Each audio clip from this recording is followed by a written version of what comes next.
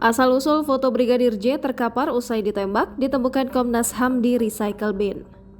Komisi Nasional Hak Asasi Manusia mengungkap foto Nofriansyah Joshua Huta Barat atau Brigadir J sesaat setelah ditembak di rumah dinas Irjen Verdi Sambo di Duren 3, Jakarta Selatan, Jumat 8 Juli 2022. Komisioner Komnas HAM Khoirul Anam mengatakan foto tersebut sedianya telah dihapus.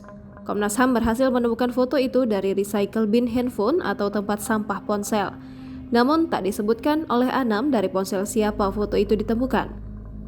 Dalam foto itu tampak tubuh Brigadir J tertelungkup di lantai di samping tangga lantai 1 rumah Sambo. Tubuh Joshua sengaja disamarkan untuk menghindari pelanggaran prinsip HAM. Anam mengatakan foto tersebut diambil sekitar 1 jam setelah penembakan. Selain foto jasad Brigadir J, Komnas HAM juga mengungkap foto lantai yang terkena pantulan peluru senjata api. Anam mengatakan perusakan barang bukti pembunuhan tidak hanya berupa penghapusan sejumlah foto saja, tetapi juga upaya menghilangkan ponsel sebelum diserahkan ke penyidik. Lalu, penghapusan jejak komunikasi berupa pesan, panggilan telepon, dan data kontak. Menurut Anam, terdapat pesan di grup WhatsApp yang dihapus sesaat sebelum dan sesudah penembakan Brigadir J. Selain itu, dilakukan perusakan dan penghilangan CCTV atau decoder CCTV di TKP. Lalu, pemotongan atau penghilangan video CCTV yang menggambarkan serangkaian peristiwa secara utuh sebelum, saat, dan setelah penembakan. Adapun pihak kepolisian sebelumnya telah menyatakan bahwa tak ada insiden baku tembak antara Richard Eliezer atau Baradae dengan Brigadir J di rumah Verdi Sambo sebagaimana narasi yang beredar di awal.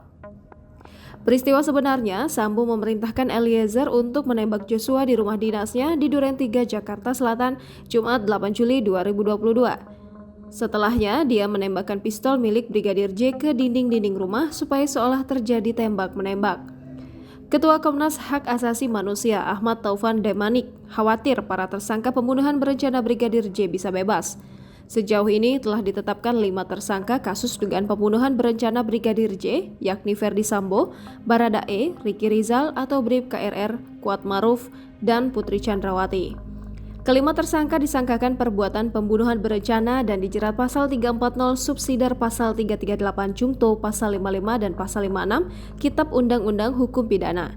Ancaman pidananya maksimal hukuman mati, penjara seumur hidup atau penjara selama-lamanya 20 tahun. Terbaru, polisi menetapkan 7 tersangka kasus obstruction of justice kematian Brigadir J. Seluruhnya diduga menghalang-halangi penyidikan terhadap kasus kematian Joshua.